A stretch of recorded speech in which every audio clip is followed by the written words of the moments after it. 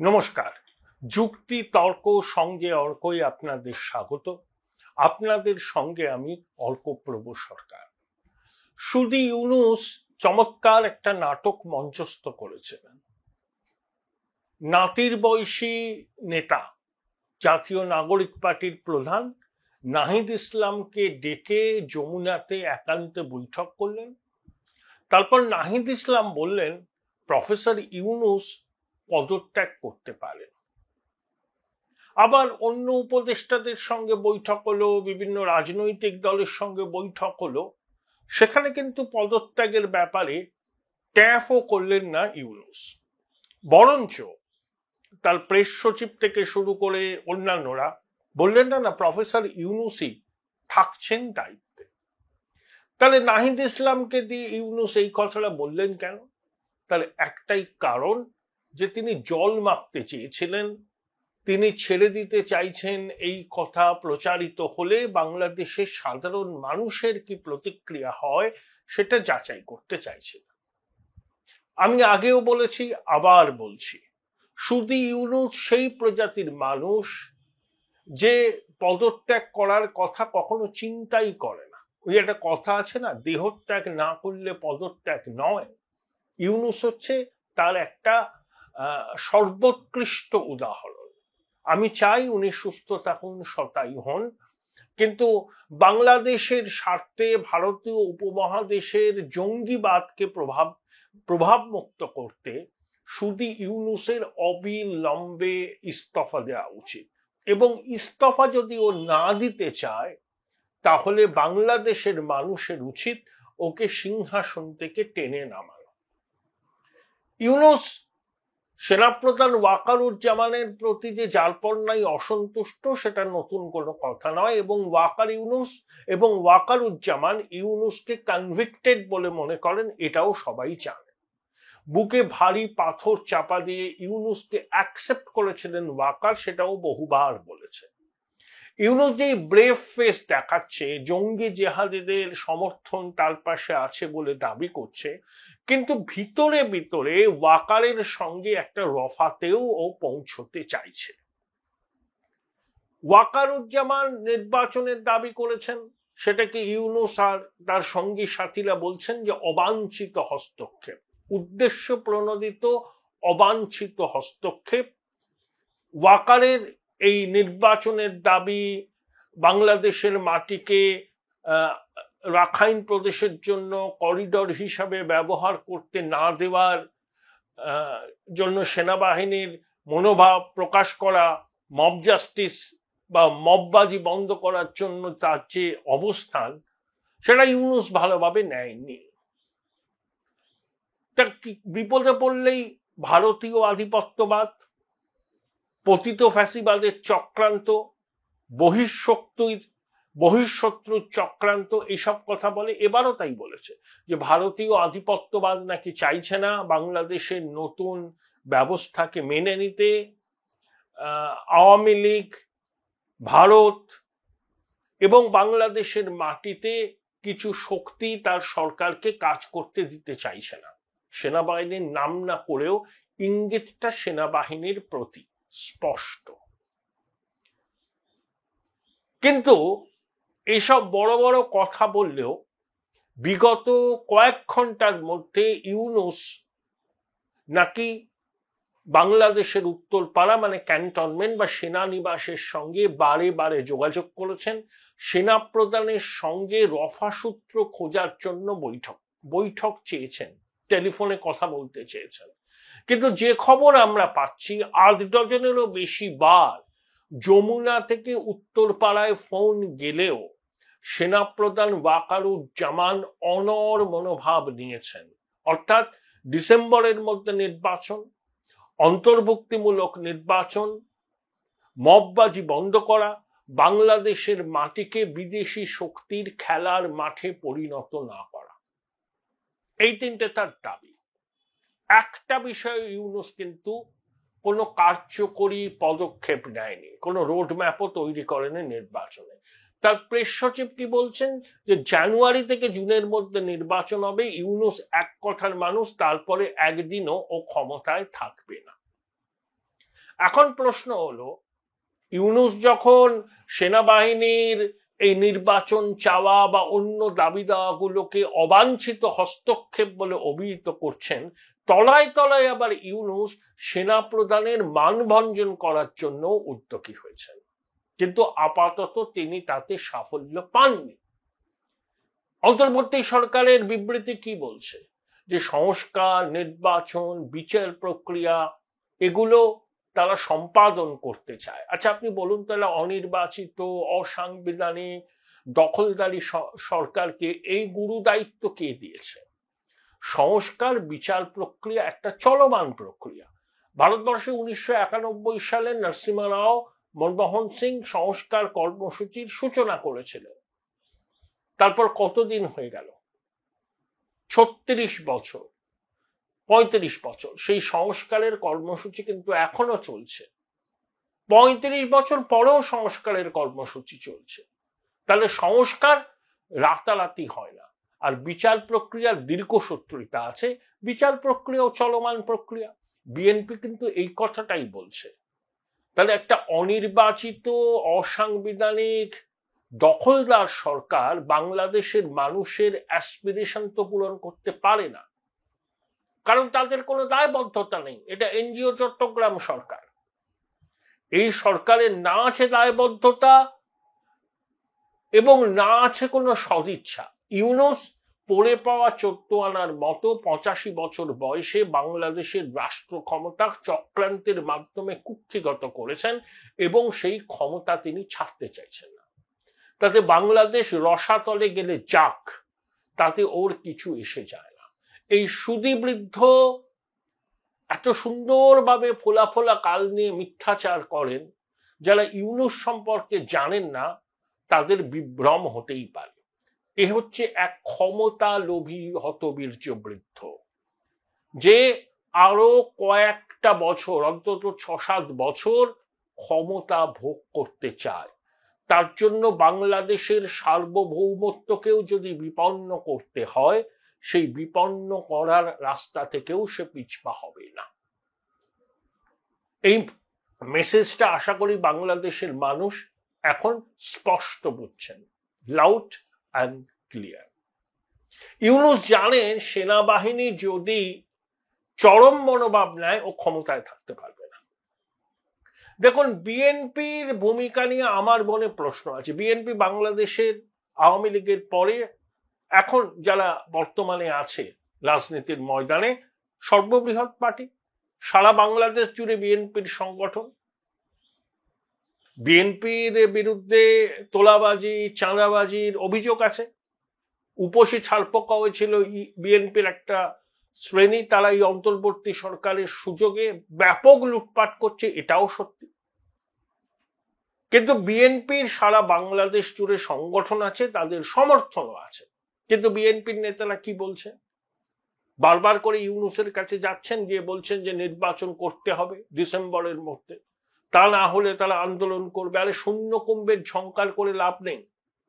আন্দোলন যদি করতে হয়, যদি দম থাকে, তাহলে এমন আন্দোলন করুন ইউনূস বাক্স প্যাটারা গুছিয়ে বিমান দলে পালিয়ে যাবে এবং ওর অন্য উপদেষ্টা জঙ্গি জেহাদিরা ঘরে ঢুকে যাবে, বা নইলে তথাকথিত আয়না ঘরে চালা হবে। তার বিএনপিকে তো ঠিক করতে হবে। তারেক রহমান ভার্চুয়ালি বক্তব্য রাখবেন, মির্জা ফখরুল ইসলাম আলমগীর বড় বড় কথা বলবেন, সালাউদ্দিন সাহেব বড় বড় কথা বলবেন আমরা রাস্তায় নামবো, আন্দোলন করব। গয়েশ্বর রায় বিএনপির নেতা, তিনি ঢাকা প্রেস ক্লাবে বলেছেন যে দুর্বৃত্ত এবং স্বাধীনতা প্রেমী শক্তির মধ্যে ইউনূস ফারাক করতে পারছেন না। তিনি মৌলবাদকে প্রশ্রয় দিচ্ছেন এবং স্বাধীনতাকামী শক্তির বিরুদ্ধে অবস্থান নিচ্ছেন। তিনি হুমকি দিয়েছেন, বিএনপি যদি পথে নামে ইউনূস ক্ষমতায় থাকতে পারবে না। বিএনপির মুখের গ্রাস কেড়ে নিয়েছে ইউনূস। তাহলে তারা এই নরম গরম কথা বলার মানে কি? যদি আন্দোলন করতে হয়, রাস্তায় নেমে আন্দোলন করুন। সেনাবাহিনী আপনাদের সঙ্গে আছে। সেনাবাহিনীর অবস্থান বিএনপির অবস্থানের মধ্যে কোনো ফারাক নেই। দেখুন, 2008 সালে যে নির্বাচন হয়েছিল, সেনাবাহিনীর তত্ত্বাবধানে বাংলাদেশের বহু মানুষ সেই নির্বাচনকে সমর্থন করেননি। মানে সেনা তত্ত্বাবধানে কেন ভোট হবে? সেনার কাজ তো ছাউনিতে যাওয়া।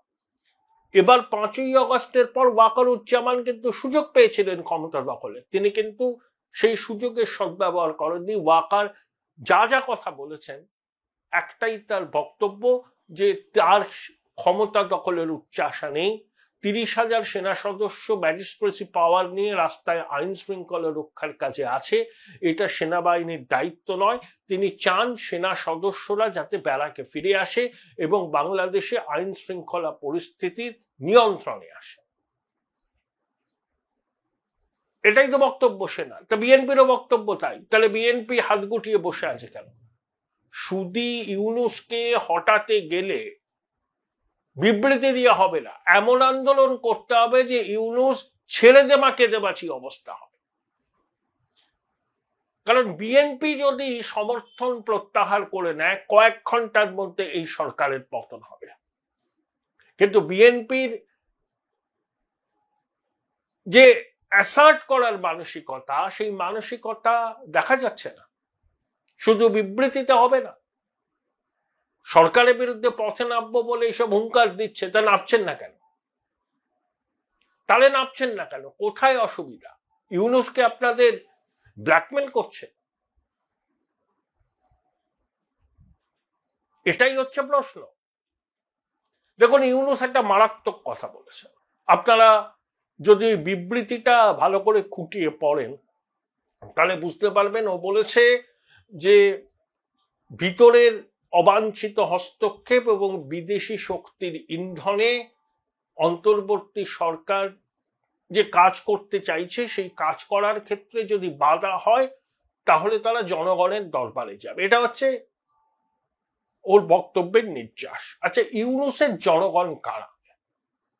এটাই হচ্ছে প্রশ্ন। ইউনূস যাদেরকে জনগণ বলে চিহ্নিত করেছে তারা বাংলাদেশের শান্তিপ্রিয়, গণতন্ত্রপ্রেমী, ধর্মনিরপেক্ষ মানুষ নয়।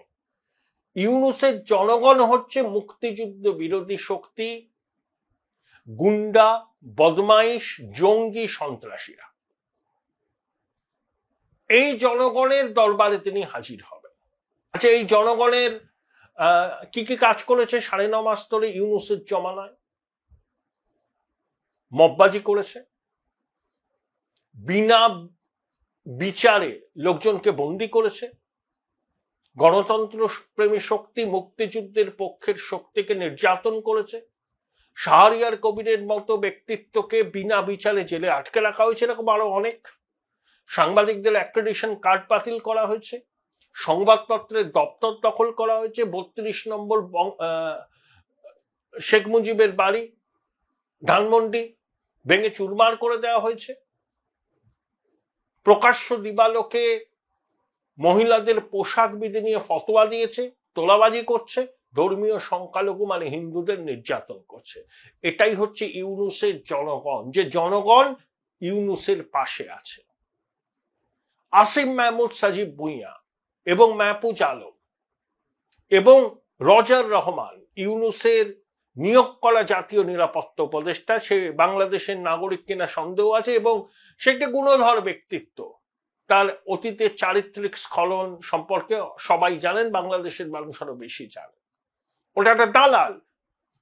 ইউনূস হচ্ছে আন্তর্জাতিক খ্যাতি সম্পন্ন র্যাকেটিয়ার, তার মনোনীত লোকজন তো দালালই হবে, দালাল শিরোমণি হবে। যেরকম রজার রহমান ওরফে খলিলুর রহমান একটা দালাল, যাকে ইউনূস নিয়োগ দিয়েছে একটাই কারণে, মিলিটারি সেক্রেটারি যে ইউনূসের দপ্তরে বসে এবং খলিলুর রহমান জাতীয় নিরাপত্তা উপদেষ্টা, দুজনে একসঙ্গে ষড়যন্ত্র করে ওয়াকারুজ্জামানকে কিভাবে পদ থেকে অপসারণ করা যায়। ওয়াকারুজ্জামান যদি আমেরিকা সফর করতেন তিনি দেশে ফিরতে পারতেন না। তার বিমান আমেরিকার বিমানবন্দরে মাটি ছোঁয়ার আগেই তিনি জেনে যেতেন যে তিনি পদ থেকে অপসারিত হয়েছেন, তার পরিবারের সদস্যদের গৃহবন্দী করা হয়েছে, করতেন। ওয়াকার মিলিটারি ইন্টেলিজেন্সের কাছ থেকে এই খবর আগে ভাগে পেয়ে তার সফর বাতিল করেন, সেনাবাহিনীর মধ্যে নিজের ভূমিকাকে কনসলিডেট করেন। তাহলে ওয়াকারুজ্জামান যে বক্তব্যগুলো দিচ্ছেন সেই বক্তব্যকে অপ্রাসঙ্গিক, অযৌক্তিক। সেনাবাহিনী তো অবশ্যই বলতে পারে, কারণ অন্তর্বর্তী সরকার গঠন করার পিছনে সেনাবাহিনীর ভূমিকা ছিল। সেনাপ্রধান 5ই অগস্ট কি বলেছিলেন? যে অন্তর্বর্তী সরকার হবে। রাষ্ট্রপতি বিবৃতি দিলেন, তার পিছনে 3 বাহিনীর প্রধান দাঁড়িয়ে রইলেন। সেনাবাহিনী তো 5ই অগস্টের পর ক্ষমতা দখল করেন। সেনাবাহিনী অন্তর্বর্তী সরকারকে সমর্থন দিয়েছিল, কারণ বাংলাদেশের মানুষ শেখ হাসিনার সরকারের পর তারা ভেবেছিলেন যে ইউনূস আসলে একটা নতুন সূর্যের উদয় হবে। কিন্তু ইউনূস তো নির্বাচন করতে আসেনি, ও এসছে ক্ষমতাকে আঁকড়ে থাকতে যতদিন সম্ভব, আমৃত্যু। সেনাপ্রধান ইউনূস সম্পর্কে ওর রিডিং ঠিক ছিল না। Join Indian Institute of Hotel Management now. Right choice, right decision. Yunus যে একজন ক্ষমতালোভী বৃদ্ধ, সেটা সেনাপ্রধান কেন বুঝতে পারেনি? তার রিডিং এ গন্ডগোল ছিল। এখন সেনাবাহিনী 9.5 মাস তাদের ভূমিকা নিয়ে অসন্তোষ আছে।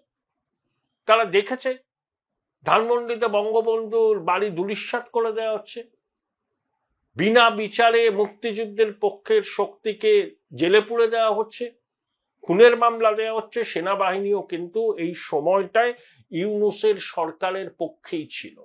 এখন তারা বুঝতে পেরেছে যে বাংলাদেশের মানুষ এই সরকারকে চাইছে না।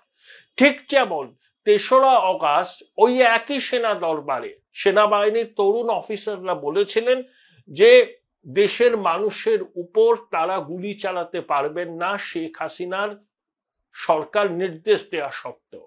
তাহলে 48 ঘন্টার মধ্যে শেখ হাসিনার সরকারের পতন হয়েছিল।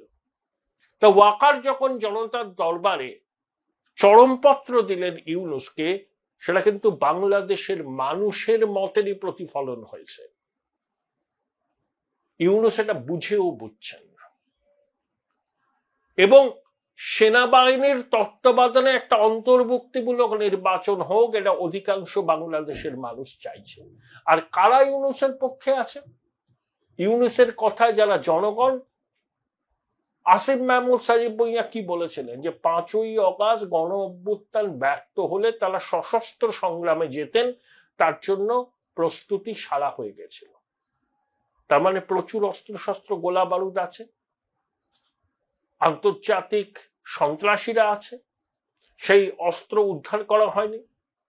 সেই অস্ত্র নিয়ে তারা যদি ক্যান্টনমেন্টে হামলা করে, তারা যদি সেনাবাহিনীর উপর ঝাঁপিয়ে পড়ে, রক্তারক্তি কাণ্ড হয়ে যাবে। ইউনূস কিন্তু এটাই চাইছে, যে তার ভাষায় যে জনগণ, সেই জনগণকে লেলিয়ে দিতে সেনাবাহিনীর বিরুদ্ধে, সেই জনগণকে বাংলাদেশের মানুষের বিরুদ্ধে লেলিয়ে দিতে।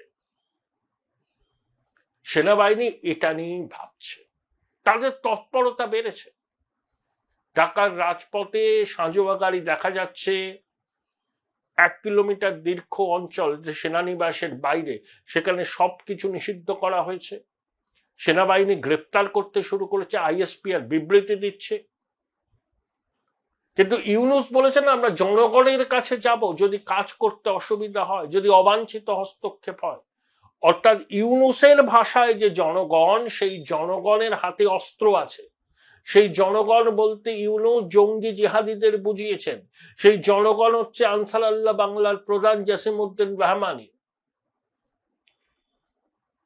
মাহফুজ আলমের অনুগামী। সাজিব ভুঁইয়া যখন বলেন অস্ত্র রেডি, আমরা সশস্ত্র অভ্যুত্থানে যেতে পারতাম, তাহলে সেই অস্ত্র এখনো আছে ইউনূসের জনগণের কাছে। অর্থাৎ সেনাবাহিনীকে ইউনূস তার জনগণের মুখোমুখি দাঁড় করিয়ে দিতে চাইছেন। অর্থাৎ রক্তাক্ত গৃহযুদ্ধের পটভূমি তৈরি। ইউনূস হুইসিল বাজালেই সেই গৃহযুদ্ধ শুরু হয়ে যাবে। আবার ইউনূস এটাও বুঝছেন যে সেনাবাহিনীর সঙ্গে তার জঙ্গি জনগণ এঁটে উঠবে না, তাই তিনি একটা কম্প্রোমাইজও করতে চাইছেন। তাই বারবার ক্যান্টনমেন্টে ইউনূসের দপ্তর থেকে ফোন যাচ্ছে সেনা প্রধানের সঙ্গে আলাপ আলোচনার মাধ্যমে বিবাদ মেটানোর জন্য। কিন্তু যা খবর পাওয়া যাচ্ছে, সেনা প্রধান এখনো তার অবস্থানে অনড়। তাদের দুজনের সম্পর্কের ফাটল পয়েন্ট অফ নো রিটার্নের জায়গায় চলে এসেছে। এটাই হচ্ছে বাংলাদেশের বর্তমান পরিস্থিতি। আর পুরনো কাসুন্দি তো আছেই, ভারতীয় আধিপত্যবাদ, ভারত পছন্দ করছে না, বাংলাদেশে কারা সরকার করবে সেটা বাংলাদেশের মানুষ ঠিক করবে। আমাদের তো সেখানে নাক গলাবার কোনো এখতিয়ারও নেই, আমরা অতীতেও গলাইনি। আওয়ামী লীগ সরকারকে আমরা সমর্থন করতাম কেন? তার কারণ ছিল আওয়ামী লীগ সরকার বাংলাদেশের মাটি থেকে জঙ্গি পরিকাঠামো এবং জঙ্গিবাদকে নির্মূল করার ক্ষেত্রে সদর্থক ভূমিকা নিয়েছিল, সেটা ভারত সমর্থন করেছিল। আর বঙ্গবন্ধু, মুক্তিযুদ্ধ, বাংলাদেশের স্বাধীনতার সঙ্গে আওয়ামী লীগের যোগ, এটা একটা বাড়তি আবেগের জায়গা ভারতবাসীর কাছে। বিএনপি তো অতীতে ক্ষমতায় এসছে, তাতে কি হচ্ছে? আমাদের সঙ্গে কি কূটনৈতিক সম্পর্ক নেই? এবারে পরিস্থিতি সম্পূর্ণ আলাদা। বিএনপি ক্ষমতায় এসছে নির্বাচিত হয়ে মানুষের ভোটে, কিন্তু ইউনূস এবং তার এনজিও চট্টগ্রাম সরকারের কোনো সমর্থন নেই মানুষের। কোন অংশের সমর্থন আছে? যারা জঙ্গি জিহাদি মুক্তিযুদ্ধ বিরোধী শক্তি, তাদের সংখ্যা যাই হোক না কেন 15-20% বেশি নয় বাংলাদেশের মানুষ। সেই জনগণের হাতে অস্ত্র আছে, তাই ইউনূস বলছেন আমি জনগণের দরবারে যাব। অর্থাৎ ও যদি একবার বাঁশিটা বাজিয়ে দেয় যে তোমরা নেমে পড়ো, তোমাদের হাতে যে অস্ত্র শস্ত্র আছে সেনাবাহিনীর বিরুদ্ধে নেমে পড়ো, কি হবে বাংলাদেশে? গৃহযুদ্ধ, যেটা মাহফুজ অনেক আগে বলেছিল যে গৃহযুদ্ধ হতে পারে, তাতে ত্যাগ স্বীকার করতে পারে। ইউনূসের দল হচ্ছে জাতীয় নাগরিক পার্টি, ওগুলো ইউনূসের আশীর্বাদ ধন্য। ইউনূস ওই চক্রান্তটাই করছে। কেন তাহলে বলছে যে আমি জনগণের কাছে যাব? অর্থাৎ অস্ত্র নিয়ে সেনাবাহিনীর উপর ঝাঁপিয়ে পড়ো। ওয়াকারুজ্জামানের জীবন সংশয় আছে, তার নিরাপত্তা সেনাবাহিনী নিশ্চিত করেছেন, তিনি বাহিনীর উপর কন্ট্রোল পুরো বজায় রেখেছেন। একই সঙ্গে যখন জঙ্গি জিহাদিদের সেনাবাহিনীর বিরুদ্ধে মাঠে নামানোর হুমকি দিচ্ছে ইউনূস, আবার অন্যদিকে তলায় তলায় ওয়াকারের সঙ্গে একটা আপোষ করার চেষ্টা করছে। কিন্তু এখনো অব্দি ওয়াকার ইউনূসের ডাকে সাড়া দেয় না। এটাই বাংলাদেশের বর্তমান বাস্তব।